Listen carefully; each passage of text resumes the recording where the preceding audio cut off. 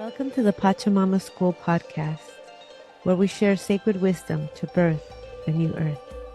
I'm so glad you're here. I'm your host, Xochitl Kusikuy Ashe, a fifth-generation Quechua-Aymara medicine woman, and I'm here to remind us that we have the wisdom, tools, and allies, both seen and unseen, to create a world where we all thrive and flourish.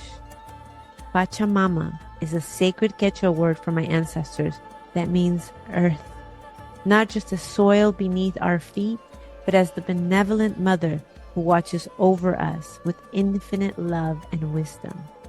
Right now, she is moving through profound transformation, and so are we. Humans and earth are evolving together in the sacred dance of becoming. During these times of revolutionary change, we need both ancient wisdom and future-ready solutions.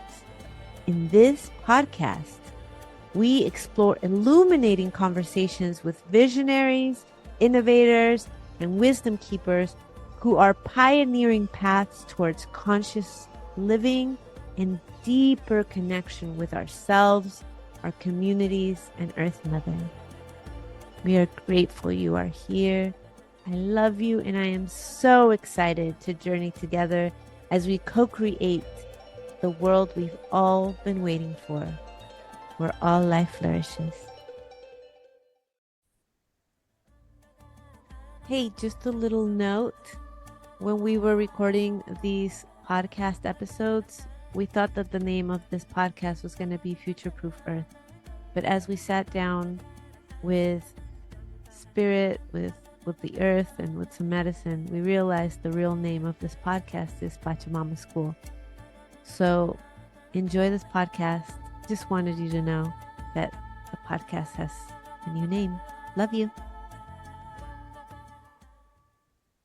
Welcome, everyone.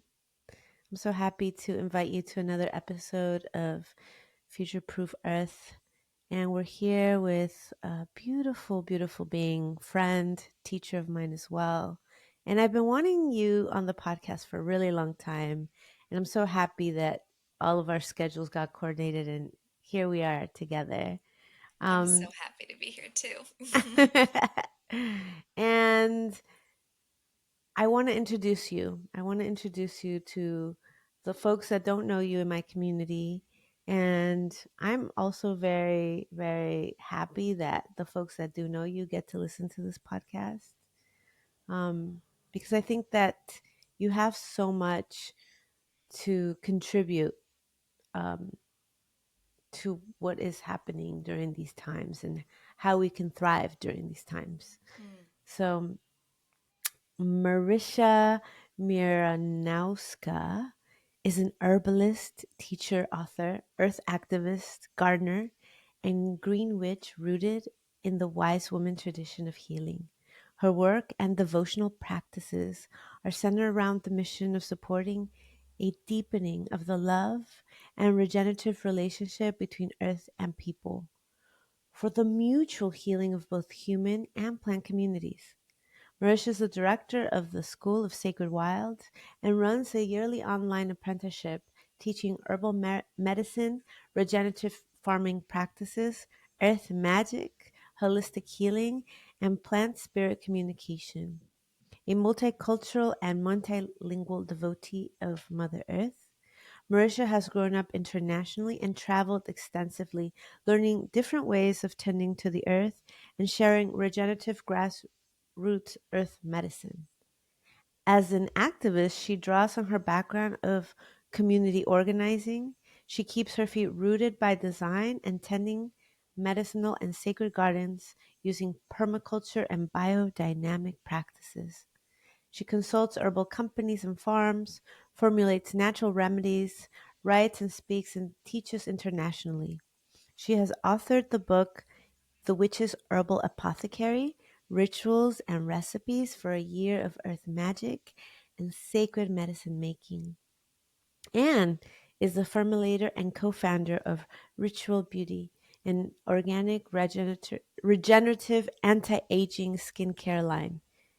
You can follow Marysia on Instagram and also sign up for her 10-month long apprenticeship by visiting the School of Sacred Wild website. And of course, we're going to put all the links so you can connect with her after hearing her. And I just want to say, I'm so happy to be here with you.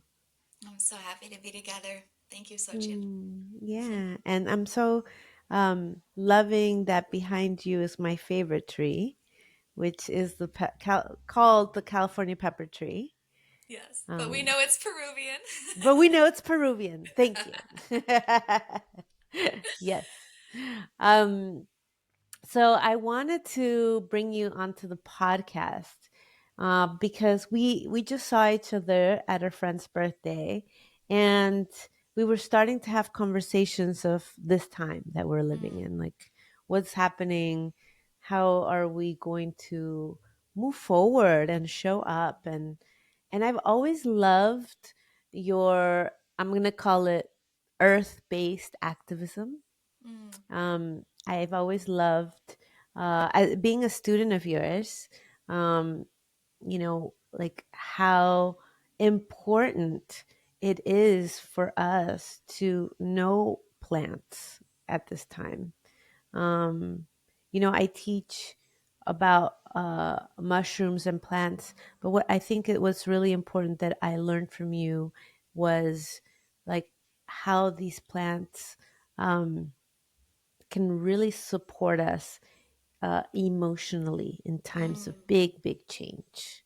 Yeah. And yeah, so how have you been? Also, congratulations on the new baby. Thank you. Thank you. Yeah, which is Yeah. also like why I wanted to have you on the podcast because I think it's such an important conversation, bringing new life to this earth Mm, that is in this moment. mm. Um, Yeah. like, how, as a mother, are you present to the moment and what is possible? Mm. Oof, girl. Good question. So much there. Yes, yes, yes. Well, yeah, there's a lot to share about, yeah, that beautiful question of how can we be present in the moment and how can we meet what is happening, what is occurring, right?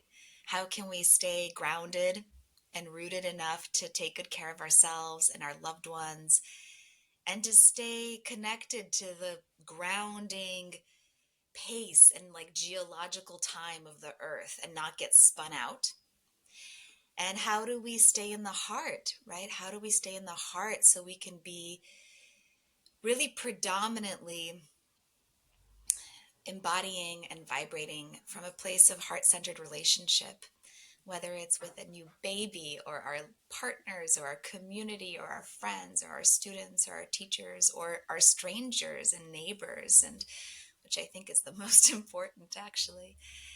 Yeah, and I love that you mentioned that one of the things that you got out of journeying with me and the apprenticeship was this deepening of relationship, like realizing that the earth and the plants can support us emotionally, right? And that there's so much emotional healing.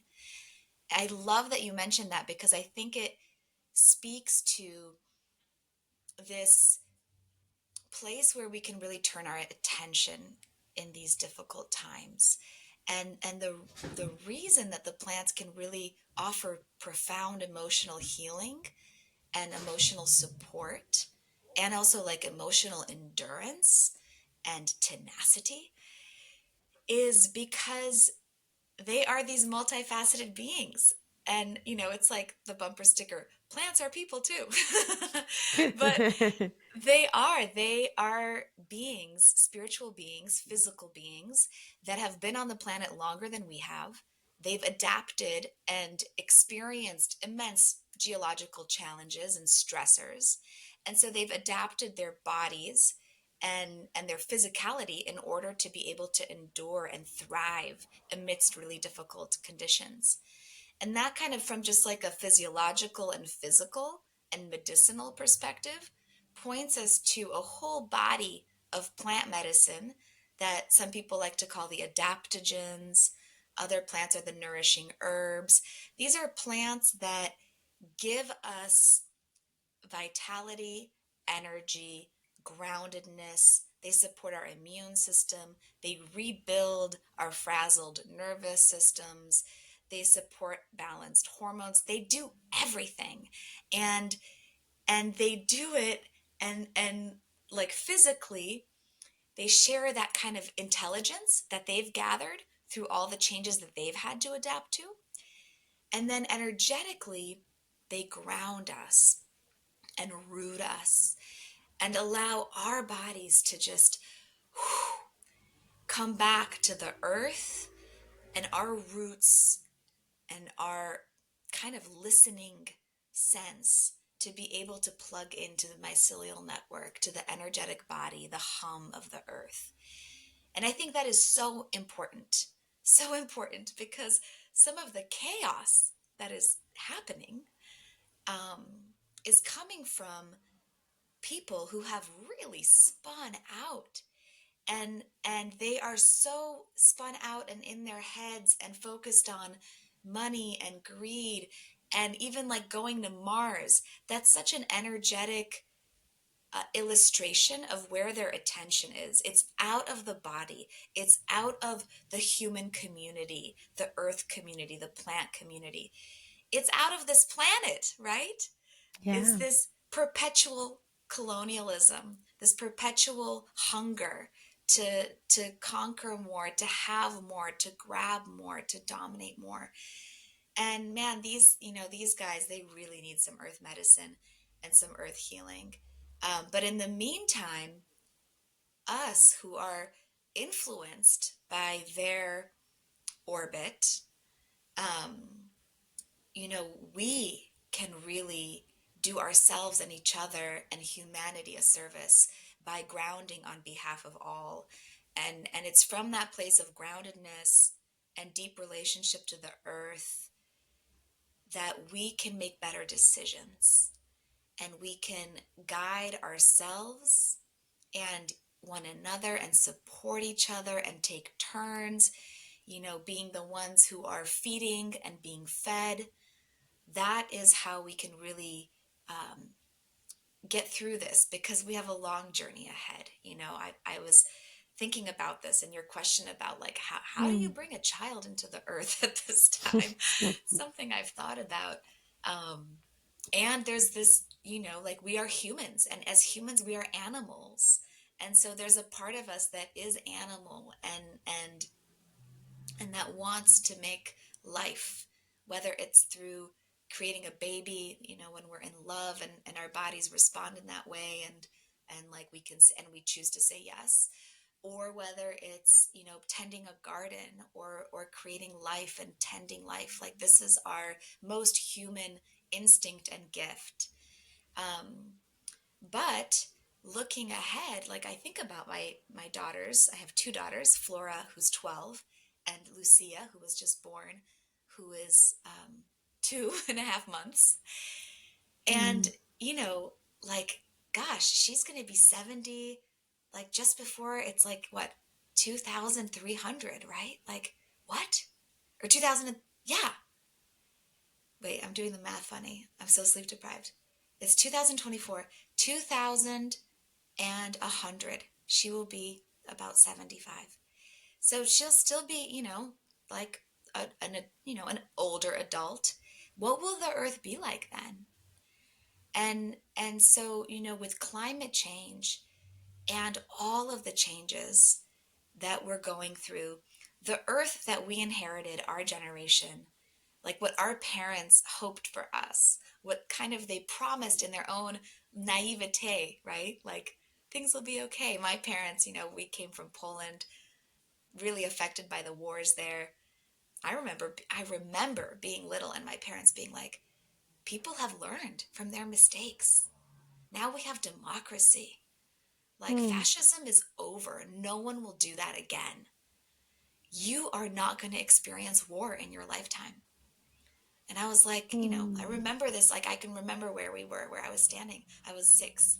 I was like, yeah, yeah, amazing. Humans have learned. Yeah.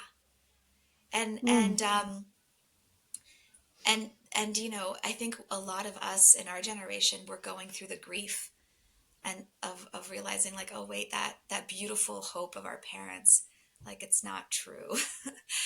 Not, Yeah. that was what a lot of people thought and hoped. um and It's so it's we like have. healing from the heartbreak, right? Yes, yeah, Hmm. yeah. And then to think ahead for my child, it's like, I know that we have a long road ahead, a long road ahead, and things are going to be tough. Like, that's just the reality. We are under pressure as a planet, as a human species, the plant species, animals. So the more awake we can be, the more honest, while staying rooted, grounded, connected, in relationship to each other and to the plants and the earth. That's what's going to help us make good decisions and really create beauty. Mm. You know, we usually start with a prayer, but I was so excited to get right into it. So I love your prayers. Hmm. And I want to invite you, if it feels good, which I know you love praying. We've Yeah. prayed together. Can you do a short and sweet, powerful prayer to just open the sacred space? I really feel like these conversations are so needed at this time. And, Hmm. you know, the intention of this podcast is that it be a resource and medicine to keep us all in the vision of this earth that we can create, Yes. this beautiful vision of a new earth, that I feel like I feel it in my bones, Hmm. right? Like it's possible. And I decided to Yes. have these conversations because I want to keep that possibility. I want to talk every week with people so that that possibility is alive. Yes. um, so if you could just, you know, just open this space up with prayer, your beautiful prayers that I've missed. Thank you, sister. I would love to. And I will just pray and cast a circle and ground us by invoking the seven directions. We begin by facing the east, the place of the rising sun of new beginnings. We call in these energies of renewal, of the budding spring, of the flight of birds, of the hum of bees. We ask for this energy of innocence, perspective to be with us so we can dream beautiful visions for a beautiful world ahead. And we turn to the south, the place of fire. We call in the flame in our bellies, the place of power within us. We call in our capacity to transform ourselves and the world around us. Our digestion, our ability to digest information and take what helps us grow and compost and release the rest. And we call in and ask for the spirits of the South to help us create magic, to help us be alchemists of these times, to fuel our courage. We face the West, the place of the waters, the womb from which we all crawled out of, the ocean mama, the rivers, the thunder clouds, the rain. We give gratitude for the blessing of water that gives us life. And we pray for all rivers to run free, for all water to be revered, for rain to quench the thirst of the lands we call home. And we ask for the waters within us to awaken our intuition so we can feel and dream and birth beauty and wholeness for generations to come. And we face the north, the home of the earth, calling in the trees, the evergreens, our elders, calling in the stones, the bones, the mushrooms, the soil, calling in the wild weeds, the plants that give us food and medicine. Thank you, thank you, thank you, beloved earth, for feeding us, giving us shelter and clothes. Thank you, Mother, for caring for us. We pray for your well-being, for all humans to awaken in their love and protection of you. And we ask you to be with us and to ground this conversation in your truth, in your dreams, in your love. We reach up to the heavens and call in our guardian angels, calling in the great mystery, the spiraling galaxies, the wonder and awe of this universe. And we ask for this space to be attuned to the vibration of unconditional love, divine guidance. And we feel our connection to below, turning our attention and our heart to our ancestors, to the mycelial network, the fungi, the bones, the stones, the soil, those who came before us, honoring that we are here thanks to those who walked the lands before us, honoring the Tongva and the Chumash people upon which we both live and gather, honoring our ancestors, and asking for their blessing, for we are the ones that are here now, and so we ask for them to guide us in wisdom and to bless us so we can be bridges for those that came before and for that which is yet unborn. And lastly, we bring our hands to our heart, breathing and feeling our heartbeat, this drum at the center of our medicine wheel.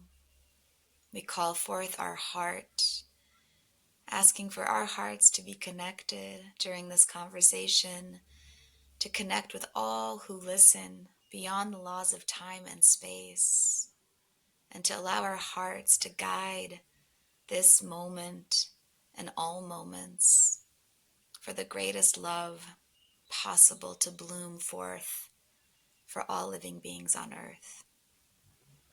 And together we cast our circle. Our circle is cast. We are in between worlds, and all that happens in between worlds affects all worlds. And so it is. So it is. Thank you for that. Mm. I loved the part that you said, "What is yet unborn." Mm. I haven't had that like concept in my mind, and I love it. Like what can we pray for that is yet unborn, Mm. right? Like to pray for something that hasn't been born yet to come at this time when we need it the most. Yeah. So I want to talk about there's so many conversations we can have, because I think you are so masterful in terms of talking about plants. But what I think that would be really, really interesting is talking about this time and like how do we support ourselves. You mentioned before we press record, like I want to talk about joy and resilience, Mm. how we bring that into uh, this time. And so how do you bring that into this time? Mm.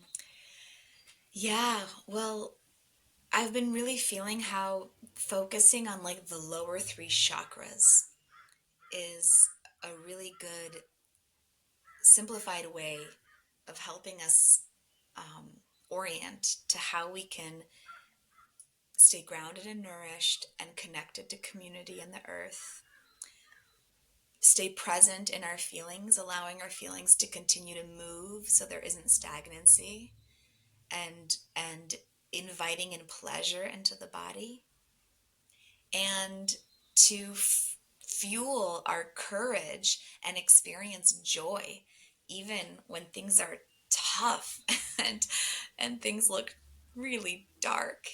How can we stay awake and alive, emboldened, and how can we be the light, really, you know?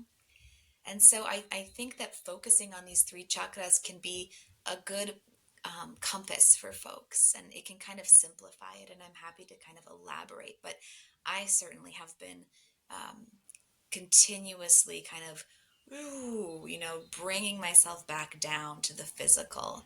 The three lower chakras are connected to the element of earth, water, and fire.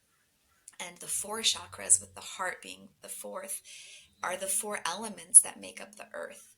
And then the upper chakras are more ethereal, and that's where we can get into the thoughts and sound, and they're very beautiful, very, very mystical and divine.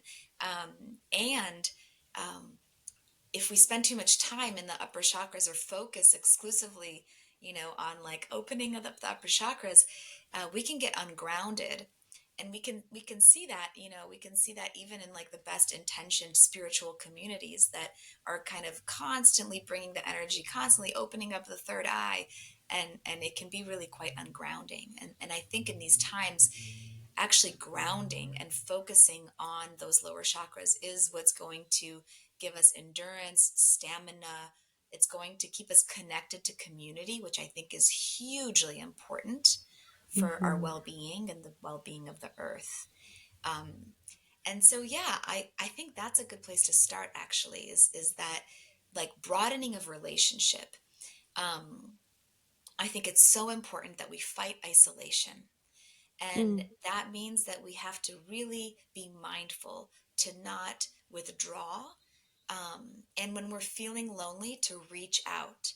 And then I think the invitation is for us to expand even more, expand our circles and our communities. Um, and I think this is really important because fascism, which is kind of what right now we're facing a very real threat of fascism.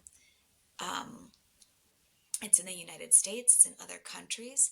And fascism only thrives when people feel fear of others, when people feel that they are better, different, and when they create story that isn't true about other populations, typically minority populations.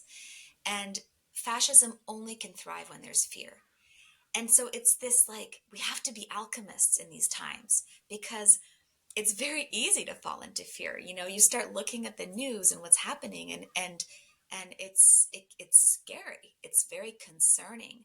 And so this is where like a vast nervous system, a vast root, a very healthy sacral chakra and solar plexus can allow us to not look away, not bypass, not try to hide, but to look at what's happening, be with what's happening, and be able to respond instead of react. And so, when we're seeing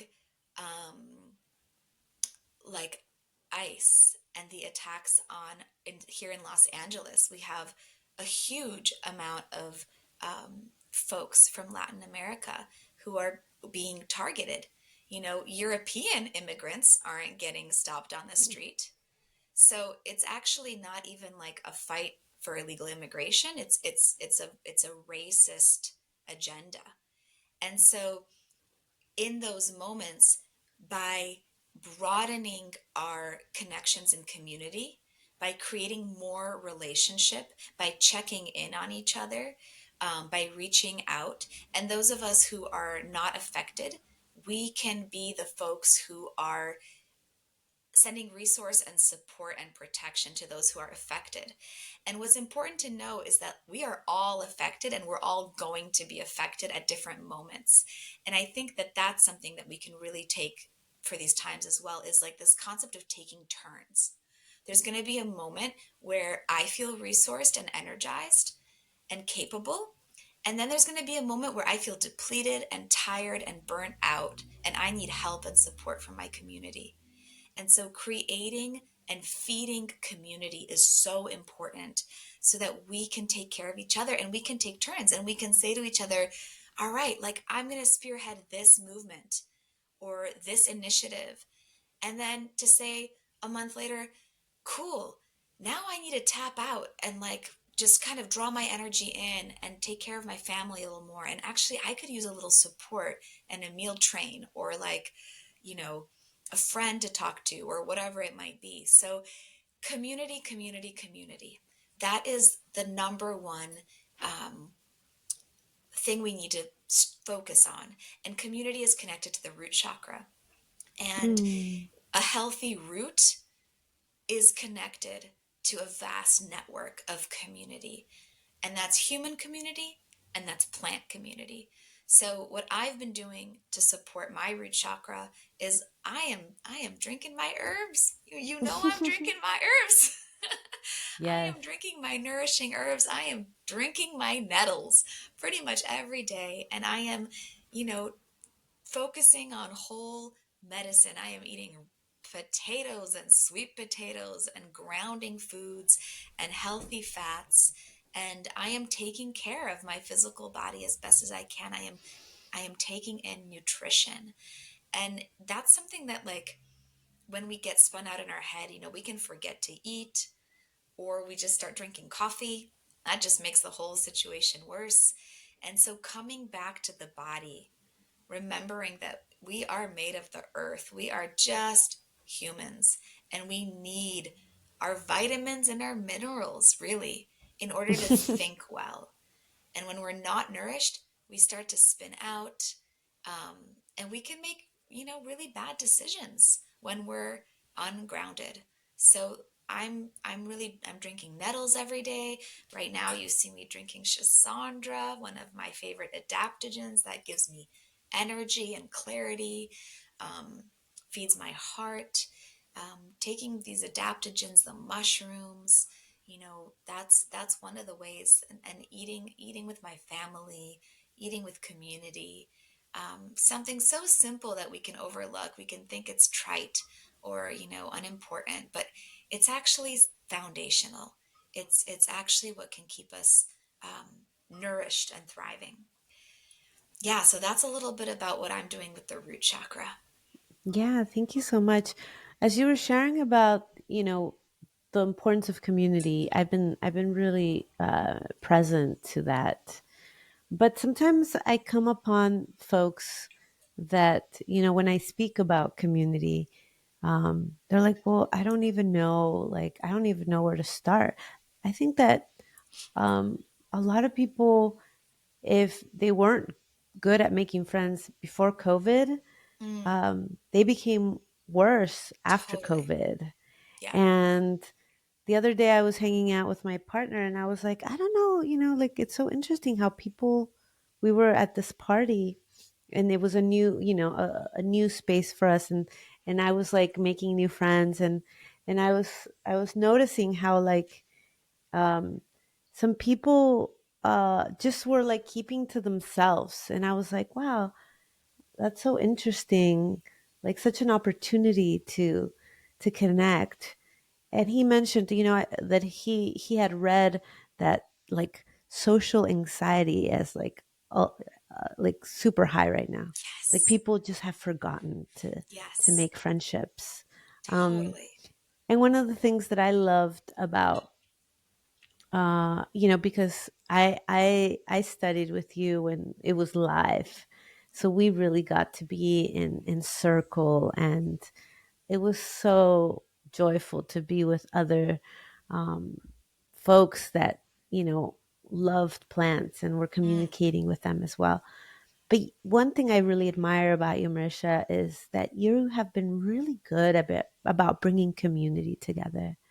What would you say to someone, because I often hear this, it's like, well, I don't even know, like, how do I start building community? I don't have any friends, because that's a huge problem. And I yeah. feel like we can talk all day about like the importance of community, but we also need to talk about like, well, how do you build community Yes. if you Yeah. don't have it? Or how do you make friends if you don't have that many, or you don't have any, because you've been in so much isolation. Yeah. And you're so good at that. Oh, What's your thanks. secret?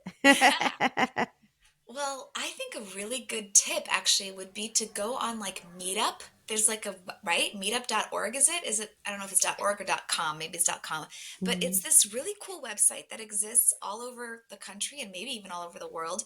And people, there are different meetups that people organize around different interests, and they're all free. It's like a very grassroots um, initiative. And so you can go on and be like, you know, I love still life painting, or I want to play chess, or like I want to sit and talk about politics with people. Whatever is your cup of tea, or like I love kayaking. You can join a group and they're just people that you're not paying anyone. There's no hierarchy, there's no teacher leader. You're just getting together with folks who are interested and excited about the same things. And I think that's such a good place to start, is going to something like that, and you have something in common, like a shared interest, but there's also difference. And that's what's so important about community, is we need diversity in our community. And so, the earth teaches us that, like the gardens that thrive, the ecosystems that thrive have a lot of diversity. And one of the pathologies of our time that creates fascism and is so dangerous is that we begin to only hang out with people that are like us. And so that's actually something that we just have to like make an effort and kind of like push ourselves a little bit. I think as healers, there's this interesting tension and these two different polarities of energy when we are supporting someone. One is this very like motherly energy of like anything is allowed. And I have that so strongly. I have like this very feminine side that's just like, come to my bosom, be exactly as you are. Whatever you feel is legit. And that's real. That's true for me. And if we're only in that energy, we become very weak and kind of flaccid. And we need this other side as well that's like, all right, little bird, now just jump out of the nest. It's gonna feel a little scary. You're gonna experience a little discomfort. I think in the healing realms, we've become like so into making sure everyone's comfortable. But the reality is, life is not always comfortable. And for us to be able to create what we want to create and experience what we want to experience, and just live a whole life, we have to kind of become more comfortable with being uncomfortable. And so, I think for folks who want to experience more community and connection, yeah, there are going to be moments where you feel uncomfortable or where social anxiety comes up. And so that's a great opportunity to call in some tools. If you notice that you're going out and you're like, okay, my heart's starting to beat faster or my breath is quickening, then what tools can help you ground and be in your body? Maybe it's like, for me, I love like massaging my feet with oils to ground myself and to come into the body and to relax my nervous system. Drinking plants like kava kava. Oof, that is a great herb for social anxiety, for public speaking, for connecting from the heart, for just totally down regulating the nervous system. So you can drink really safe teas, even like a cup of chamomile tea. Don't go drink a cup of coffee and then go out to a social situation. Down regulate your nervous system and use your breath and affirmations and talk to yourself with love and be like, hey, we're doing this to expand. The growth edge is beyond the comfort zone. So in order for us to grow ourselves or our network or our community, we have to move out of our comfort zone. Before we continue with the rest of this episode, I'd like to take a moment to thank the sponsors of this podcast. This podcast is made possible by one of our sponsors, Microdosify. Their mission is to combat the global mental health crisis one person at a time through quality psychedelic education and community. They've just launched a new program called Microdosify Spaces, a community-led support group dedicated to helping you integrate your psychedelic experiences. And best of all, they are free. To learn more or sign up, visit the show notes. If you listen until the end of this episode, you will also receive a code to take 10% off anything in their shop. Stay tuned. Yeah, I think the other day I was really aware of, like, even in the healing community, it's been so polarizing, right? Yes. Like since COVID, it's like, I'm like, what happened? Like you turned Christian like in the midst of COVID or, It's it, very polarized. Yeah. People are right? either Like, vax or anti-vax. They're either yeah, this or this. And suddenly it's like, where can we all just, like, we all have to be able to continue to have conversations, even if we don't agree, especially if we don't agree. We need to be able to have conversations with each other. And, you made this great point, Xochitl, that COVID really shifted our capacity for social engagement, and I felt that too. I mean, a part of me is a hermit for sure. you know, I love being at home in my garden. I love my alone time, um, and there's something that I think can help us to understand what's happening. It's very helpful if we become aware that social media, it satisfies our need for connection, but it is a false satisfaction. It's yes. trickster energy. And so we will stay at home, not interact with any people, but we'll be on our phone and on Instagram. And that's where we're getting that need met for seeing what is happening out there, for seeing other people, for hearing different stories. And we're getting this dopamine hit. We're experiencing what we would experience through actual organic village life, human relationship, but it's causing more loneliness, more isolation, and more polarity. And the algorithm is created for us to fall into smaller and smaller and smaller groups of ideology. And there's a great documentary called oh gosh, what I'm talking about? The one about social media. Oh yeah, the one we both you recommended Origins, and did you watch it? Join or Die? I haven't yet. Oh, you Um, got to watch that I one. will. I know I'll with a put it in the baby, link, it's like everybody. impossible for me to watch a movie with a baby right now. But I'm very excited to see that. Oh, Social Dilemma is the Hmm. documentary about, and it's. I really recommend everyone see it because we're all on social media. So it's really healthy to understand how it works. People who created social media aren't on social media. People who created the iPhone do not give the iPhone to their children. Um, and the problem with social media is that it the algorithm gives you material for you to respond to based on how it sees Hmm. you responding. So, you made this point, Sochil, you're like, what happened to my friend that suddenly became like Christian or something, right? And there's I have nothing wrong with Christians. My family's Christian. Um, but let's say like someone who became like fascist because that's happened. And so it's what happens is that something that they respond to they liked, or the algorithm sees that they looked at it longer, and then suddenly all of this other media is being fed to them, and then suddenly they think that that's actually all that's happening. And so we are living in this vacuum. It's so dangerous where whatever kind of chaotic thought or suspicion we might have is then being mirrored back to us, and we're eating. It's like we're eating our own vomit, honestly, when we're of our worst thoughts and fears and suspicions, Yeah. and they're just being affirmed to us. And so then suddenly people are like, "Oh my god, it's true. The immigrants are taking all the jobs," or whatever falsehood, because they are having that shown to them and they're not getting objective media. They're not getting different, diverse thoughts and opinions or people. So that's kind of why it's good to know that. Again, it's good for us to like be with the difficult truths, because then we can make better decisions for ourselves and each other. And so to understand, like, we all have a need for connection and for witnessing people and for humor.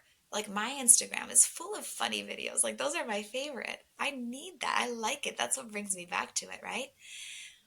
But how can we meet those needs in a way that is creating more wholeness and health and honesty and community? And can we be compassionate with ourselves and allow ourselves to be on social media and be like, okay, sometimes I do just need to totally veg out, be alone in my home and scroll, and that's okay. But how am I balancing that with the energy of the mother bird that's like, all right, baby, time to spread those wings and do something that's a little uncomfortable so that you can grow and so that you can better yourself in the world. Mm. I love these conversations with you because they really give me hope. When people, because what happens that I've noticed is when people get attacked, right? When a specific, so we're talking about ICE. I'm a double immigrant. So I was born in Peru, immigrated to Mexico, and then immigrated to the US. Mm-hmm. And I've always, we all choose different causes that we devote ourselves to. Yeah. Um, and I've always been very much an environmentalist and also for immigrant rights and animal rights. These are my like three top things that I'm constantly investing my energy into. Mm. And what I've seen is once we like what our cause is or who we are becomes attacked, it's it almost like now we go blind to like hold on, um there like I have a choice, like I don't have to hate Mm. who's attacking, Yeah. right? Like I'm still at choice, I'm still in my conscious self. And what I find is that when we're attacked, the first thing that and it's happened to me too, right? The first thing that we go to is like polarization. Yes. Now it's like uh you know those white people, like Yeah. we start like separating, Mm-hmm. and like that's not working either. Totally. Like I totally, like I am an advocate for decolonization, but also I'm not an advocate for like separation because Yeah. it's all about divide and conquer, right? So how do you see, like how do we solve this very, what I feel is like very much an intentional, of the powers that are wanting to run the show right now on Earth, like to keep us divided. Yeah. Like how do we come into life? How do we show up without like polarizing ourselves? You know, Yeah. like because we are devoted to certain causes. I mean, I'm definitely, if somebody hurts an animal, I'm just like, Yeah. like, my claws come out. Yeah. um but I'm really like being with, like, how do I, and of course, I have a lot of spiritual practices, but I think that this needs to be a conversation of like, okay, the now moment. Like, how do we not become what we hate? Or, Yes. or I don't even like that word hate. Like, how do we not become what causes, how do we not harm ourselves by becoming what harms us? That's really Mm. it.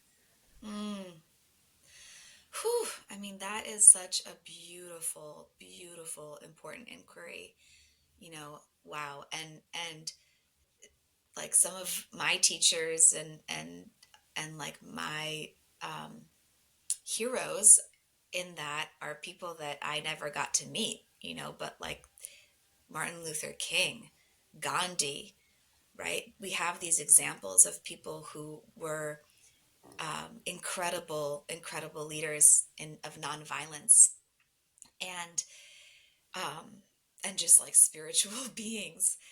Um, I feel like this question of how do we not perpetuate the polarization? How do we not make enemy, right? How do we not make enemies of people who are attacking us, or who are doing things that we see as like incredibly harmful and awful?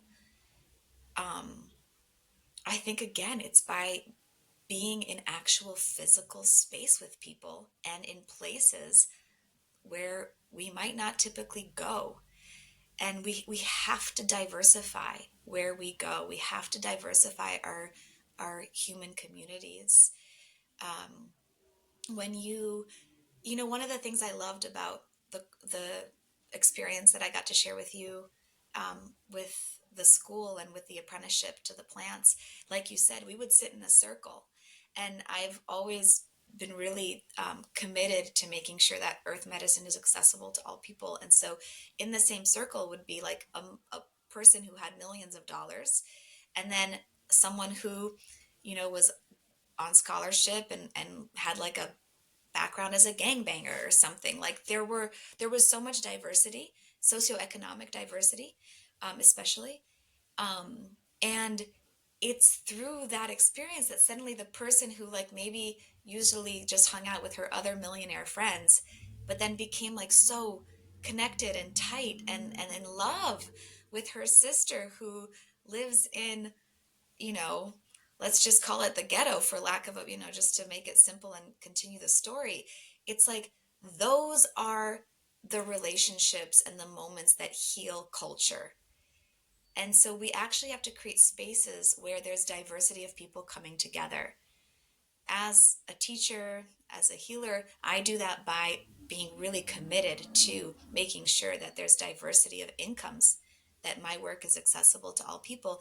And then, you know, we do this deeply kind of vulnerable, healing, beautiful work of opening our hearts to each other and the earth. And so then you can't help but fall in love with other people and people that are different than you.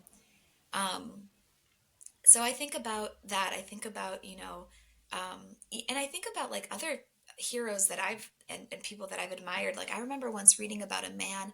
This was like during the time where it was down south and the Ku Klux Klan was, you know, alive and well. Um, and this black man committed himself to becoming friends with Yeah. a guy who was in the Ku Klux Klan. And I think it was just that one relationship that he focused on.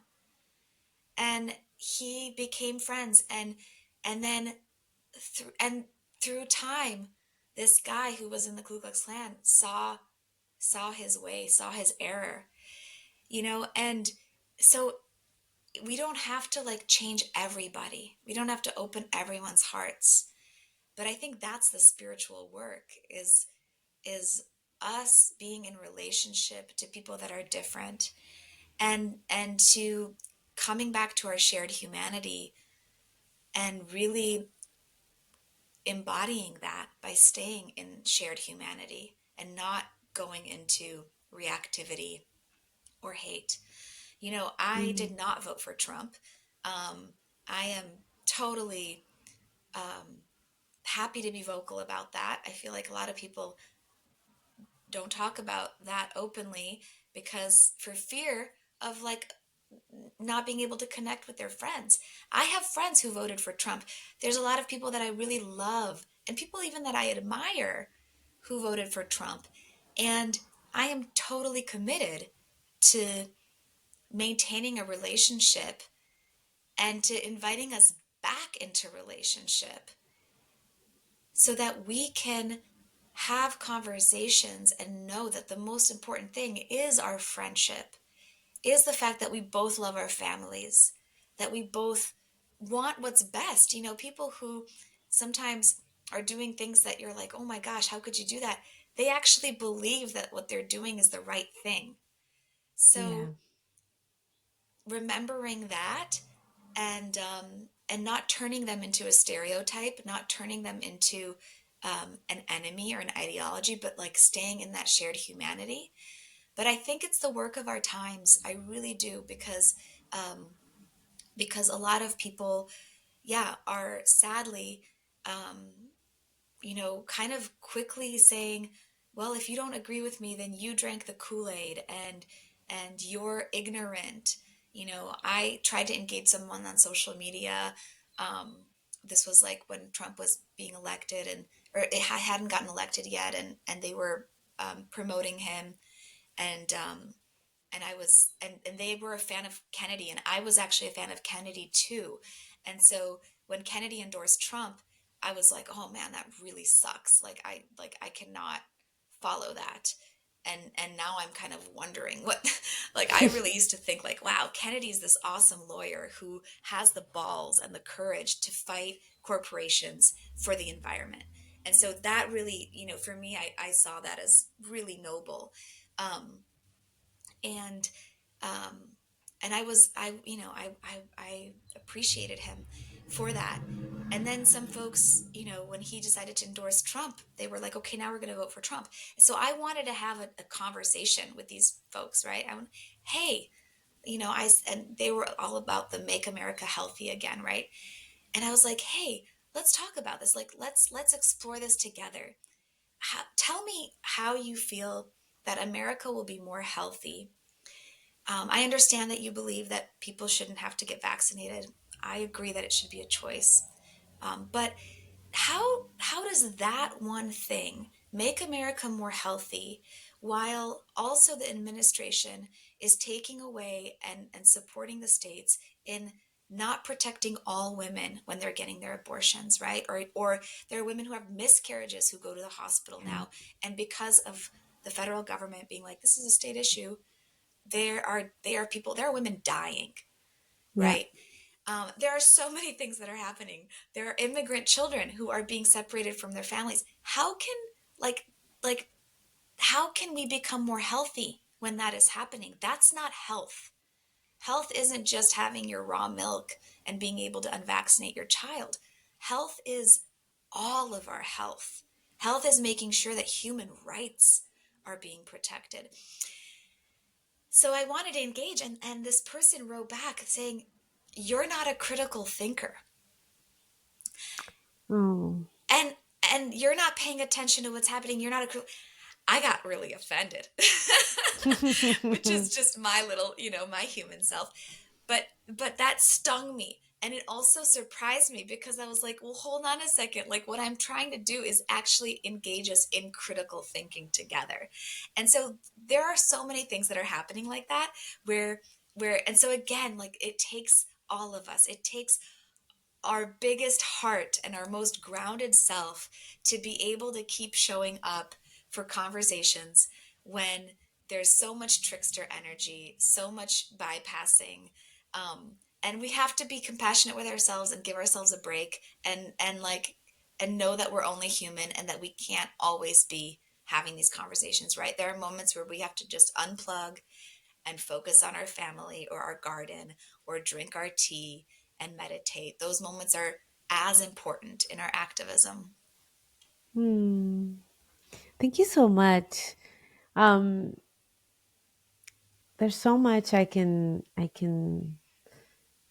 keep on talking about that, but I think that you did such a good job at, you know, like putting it all together. I think that a lot of people um, aren't even having these conversations, right?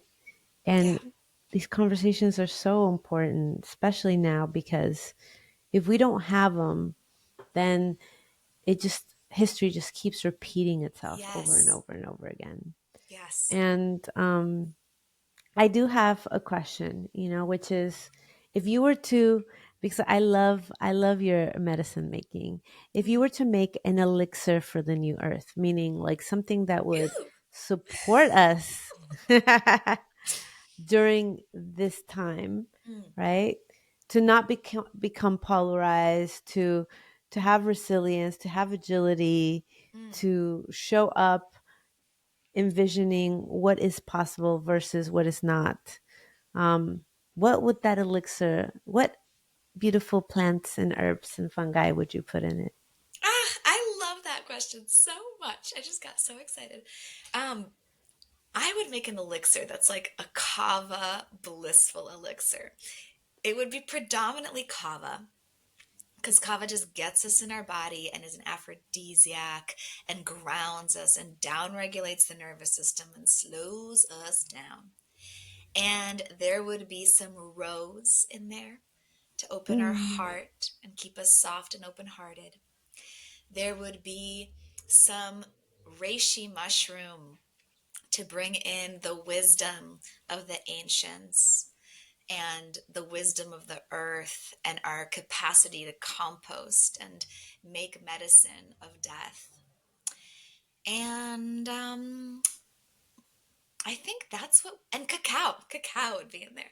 Cacao would be Yes. in there to fuel our hearts and give us a little bit more chutzpah and energy because we do need a little activation. You know, we need a little activation and courage and joy. We need joy and pleasure. So that would be my elixir. It's actually very similar to it. Like if someone actually wants to make this, in my book, The Witch's Herbal Apothecary, I created a few different recipes with kava, and there's one that's called ecstatic. I think it's called like the Ecstatic Union Lovers Elixir or something. It's like a Ooh. super sexy aphrodisiac blend, and I'm pretty sure it has all of those plants except for the reishi. But that would be if you want to actually make something, then there's recipes in there that are very much would and you know coconut milk goes really well with those plants. So it would be like an elixir that's just delicious to drink. Mm. Yes.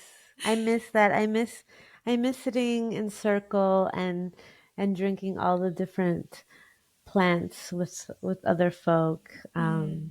We got to bring that back. Yeah, well, I do retreats. So, you know, Hmm. I teach at Esalen. I know you do too. So there's Hmm. in-person opportunities to study with me there. I'm going to be at Omega Institute in July this summer as well. And then honestly, I'm surprised at how well the online slash hybrid apprenticeship has um, accomplished community building. It started from a need when we went, you know, when COVID happened, but I've kept it because actually like our reach and our community just becomes more vast and it becomes global. And I'm able to even give more scholarships because it's online. So um the friendships that have emerged from the apprenticeship, even though that's online, are so deep and beautiful. And we have mentors all over the world. So there's also in person mentor circles and medicine making. Um, and then after, if people choose to do the 2 year version, there's a graduation retreat and we're all together in the redwoods. So and then, you know, the ceremonies, the drinking of the teas, which we did together. Um, that's the part that we do. You know, we have one a month and we do it at home. Um, but that ends up being really beautiful too, you know, to have your teas at home, to be connected on Zoom with people all over the world, to be inviting in these plant spirits, receiving guidance and messages, journaling, and then sharing with each other and hearing from such diverse people how the plants connect you. So I've been kind of blown away how well it's Mm. translated to this kind of online in-person hybrid format. So Yeah, I mean, I love it because I've sent a lot of my clients to you due to that now it's online, because they don't live in LA. yeah. And I'm like, oh, you need to join School of the Sacred Wild. So Mm, thank some you. folks have gone to your school through working with me, and Thanks, sweetie. I'm always Mm, happy to send them. mm. So I wish we could just keep on going because there's so much more we can cover and talk about. Um, but I always like just asking this one question. If you could just take a moment, Marisha, and close your eyes. Maybe put your hands on your heart. Mm, take a breath. And this last question is there one thing that has really helped you? A piece of wisdom from your lineage or the plants, the fungi the flowers, a piece of medicine, a piece of wisdom that you know that when you share, it will be so important and potent to those who listen. What would that be? And a piece of wisdom that will be helpful for us as I'm calling this a transition into the new world. As we are walking in this initiation portal towards all the beauty that can be created by human potential and animal potential and earth and plant potential, when we all can come together to create it. What would that be? I would share that the greatest wisdom comes from our direct relationship and lived experience with the living earth. And I would really, if I could only recommend one thing, it would be for people to go outside, to walk barefoot, to create a daily practice of connecting to the earth, listening to birds, letting the sun touch them on their skin, physically touching the earth, going into wild places whenever you can, hiking, camping, swimming in wild rivers. This is the stuff of life that feeds us and nourishes us and brings us into deeper connection with ourselves and all that is holy. And it is, I deeply, deeply, deeply believe, what will help us stay wise and resourced and heart-centered, and keep the well-being of our entire planet at the center of all that we birth and create and protect. Thank you so much, Marysia. Thank I you. love all that you have shared, and so much wisdom. I'm so happy that I got to be on this podcast with you Me and too. record your beauty. Thank you so much. Thank you, sister, for having me, for welcoming me into your space and your community. Thank you for the beautiful questions and the beautiful way you guided this conversation. My heart Mm. feels really nourished. I'm grateful. Yay. Thank you. Thank you, everyone, for listening. If you've enjoyed this episode, the best way to support the Pachamama School podcast is to subscribe, leave us a review, or share with a loved one. To stay connected with our community and learn about upcoming ceremonies, gatherings, and earth wisdom teachings, visit the show notes and sign up for our newsletter at xochilashe.com. As a special gift to our podcast listeners, you can download my free ebook, Bridging Worlds, Indigenous Wisdom for Microdosing Mushrooms, while you'll learn to integrate indigenous wisdom into your microdosing practice. Once again, I'd love to thank our sponsor, Microdosify. Listeners can take 10% off anything in their shop. Just enter the code SACRED. Thank you so much for walking this path with me today. And may your life be filled with Pachamama's blessings, medicine, and magic.